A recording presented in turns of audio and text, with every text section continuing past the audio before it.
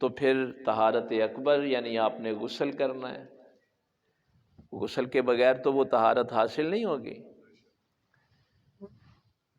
وہ ہم بڑی غلطی کھاتے ہیں. چلو پھر میں دہرا دیتا ہوں. خصوصاً یہ جو لوگ بالٹی میں نہاتے ہیں نا، اگر آپ جنبی ہیں، آپ پہ غسل واجب ہے، تو بالٹی میں اگر آپ نے ہاتھ ڈال دیا تو جتنا ہاتھ آپ کا اس پانی میں جائے گا اتنا ہاتھ تو پاکیزہ ہو جائے گا، لیکن پانی پلید ہو جائے گا. دیکھیے یہ مسائل ہم میں نے ویسے سورہ مائدہ کے درس میں یہ ساری تفصیلاً، چلو آج پھر بات آ گئی ہے تزکیے کی تو وہ میں طہارت کی عرض کر دوں. اور یہ گھروں میں دہراتے رہا کریں. ہاں، ذکر فإن الذکر تنفع المؤمنین. قرآن کہتا ہے یاد دہانی مومنوں کو نفع دیتی ہے. میری ماؤں بہنوں بیٹیوں کو بھی گھر جا کے بتایا کریں، بچوں کو بتایا کریں. اگر کسی یہ نہیں ہو پانی بالٹی بھر دی تھی نال ہے. میں نے ایک دفعہ یہ بات کہی تھی کہ اگر ہم سرکار کے صرف ایک حکم پہ عمل کر لیں، ہمارے یہ سارے مسئلے، نبی پاک صلی اللہ علیہ وسلم فرماتے ہیں جب تو نیند سے بیدار ہوتا ہے نا تو سب سے پہلے اپنے ہاتھ دھو لے. اگر بندہ اپنی یہ عادت بنا لے کہ سب سے پہلے میں نے اپنے ہاتھ دھونے ہیں، تو ہاتھ دھو لے گا تو وہ جنبی بھی ہے، پھر اگر وہ پانی میں ڈوب بھی جائیں گے تو پانی پلید نہیں ہوگا. اگر کبھی غلطی لگ بھی جائے تو وہ اس پانی سے اگر آپ غسل کریں گے تو پانی تو پلید ہے. بھائی پاک پانی سے پاکیزگی ملتی ہے. اب اس کا طریقہ فقہا نے یہ لکھا ہے کہ اگر وہ تم نے پلید ہاتھ اس میں ڈال دیا، ایک انگلی بھی ڈبو دی، ایک پور بھی ڈبو دی، تو وہ تو چلو انگلی تو پاکیزہ ہو گئی لیکن پانی پلید ہو گیا. اس کا طریقہ یہ ہے کہ اگر ٹونٹی کے نیچے ہے نا تو ٹونٹی کھول دے تاکہ پانی بہنا شروع ہو جائے. جب بالٹی میں سے پانی بہنا شروع ہو جائے گا تو بہتا ہوا پانی پھر پاکیزہ ہوتا ہے، وہ تیرا مسئلہ حل ہو جائے گا. اگر نلکے کے سامنے بالٹی رکھی ہے تو نلکا چلانا شروع کر دے تاکہ وہ بالٹی پانی بہنا، بس اس کو بہانا ہے تو نے، کیونکہ بہتا ہوا پانی پاکیزہ ہوتا ہے. اس میں شرط یہ ہے کہ اس میں غلاظت نظر نہ آ رہی ہو. یہ نہیں ہے کہ اس میں پخانا گوبر نظر آ رہا ہو کہ وہ پانی دے بہ رہے ہیں نا پاک ہی ہوئے گا.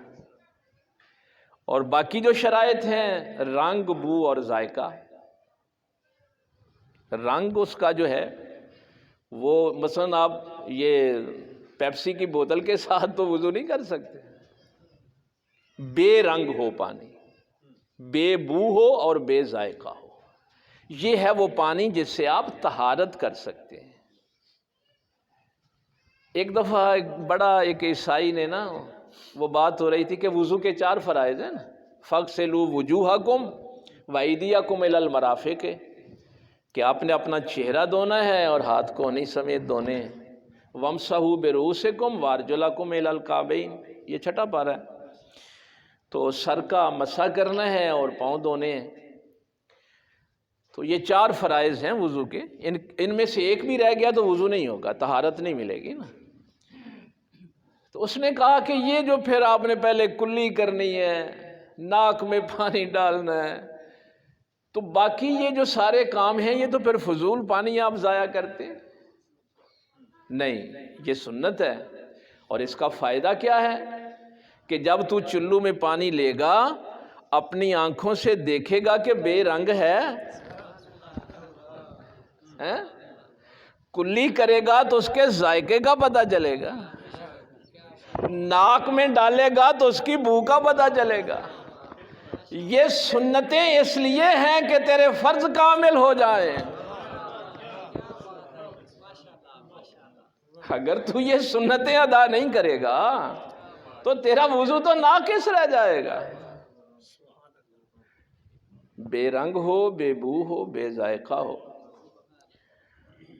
اچھا، آج کل یہ بھی ایک بڑی پرابلم ہے، خصوصاً یہ بچوں والے گھروں میں لوگ کئی آ جاتے ہیں مسئلہ پوچھنے کے لیے، پھر میں اس لیے اجتماعی طور پہ بیان کر دیتا ہوں کہ کسی بچے کے کپڑے کو غلاظت لگی ہوئی ہے چونکہ ہمارے گھروں میں یہ چیزیں سکھائی نہیں نہ جاتی، دین سکھائے نہ، ہم سیکھنا بھی نہیں چاہتے۔ اچھا کئی بے وقوف ایسے بھی ہیں کہ وہ واش روم میں جی چاہے وہ نہا رہے ہیں اور ساتھ کلمہ پڑھ رہے ہوں کہ کلمے سے پاک ہو جائیں گے، یہ نہیں پتا کہ یہ بے ادبی ہے، گستاخی ہے۔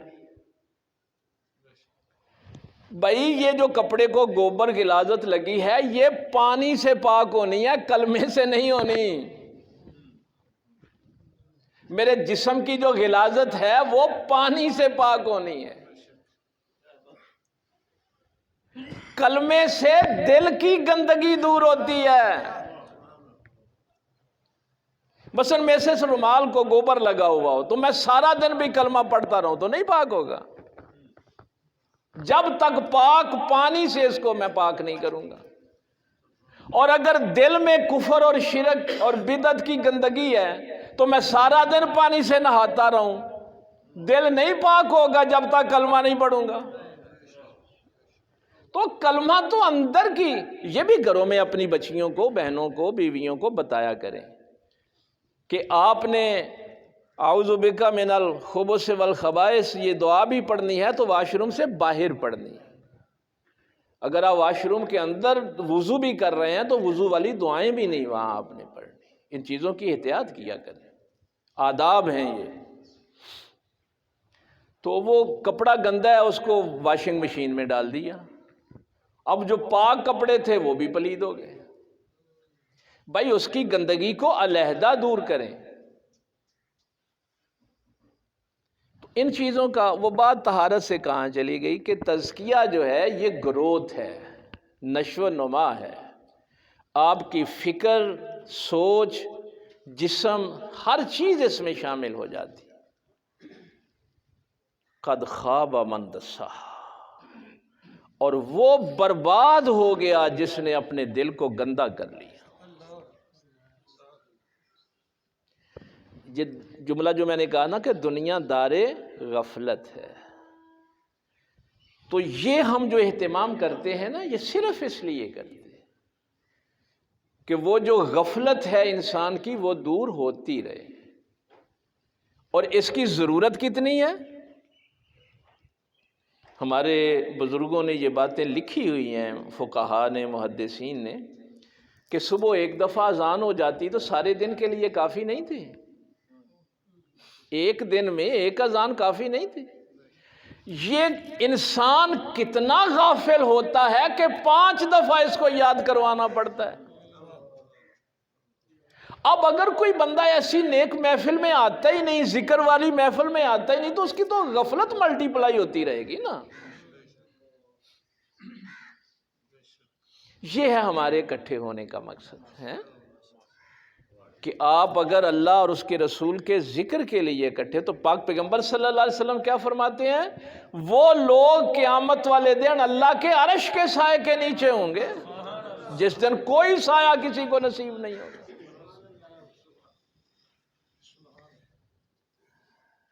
بھائی جمیل صاحب کی پوتی کا اس دن جنازے میں گیا، علی حمزہ کی بیٹی پہ جنازہ اس کا۔ دیکھیے کیا اجر ہے، اللہ کی دی ہوئی ہے نا، سب چیزیں تو اللہ کی ہیں۔ سیف صاحب نواز شریف میں یہی پڑھ رہے تھے کہ ہم کچھ پیش بھی کریں تو کیا کریں گے، ہیں ہم کو مالک ہیں کسی چیز، اسی کی دی ہوئی چیزیں۔ لیکن اللہ پوچھتا ہے فرشتے سے کہ جب تو نے اس کی بیٹے یا بیٹی کی جان قبض کی تو میرے بندے نے کیا کہا تھا؟ تو جب فرشتہ کہتا ہے کہ مولا تیرے بندے نے دکھ میں تو تھا، تکلیف میں تھا، اولاد کی جدائی تھی، لیکن جب میں نے اس کی روح قبض کی تو تیرے بندے نے کہا تھا انا للہ و انا الیہ راجعون۔ مولا وہ تیرے فیصلے پہ راضی تھا۔ اللہ کے فیصلوں پہ راضی ہونا سیکھیں، جو اصل بات ہے۔ پیروی پیغمبر کیا ہے کہ اللہ کے فیصلوں پہ راضی ہونا سیکھیں۔ یا اللہ تیری امانت ہے۔ اللہ فرماتا ہے پھر میرے اس بندے کے لیے جنت میں ایک گھر بنا دو جس کا نام بیت الحمد ہو، کہ جب اس تکلیف میں سے بھی گزرا تھا تو اس نے میری ہی حمد بیان کی تھی، اس تکلیف میں بھی وہ مجھے یاد رکھا۔ لیکن میں اکثر جب میں اس نوجوانوں کو اس حوالے سے کبھی لیکچر دیتا ہوں تو میں کہتا ہوں کہ اس کی ایک جہت یہ بھی ہے، علی حمزہ کی بیٹی دنیا سے گئی،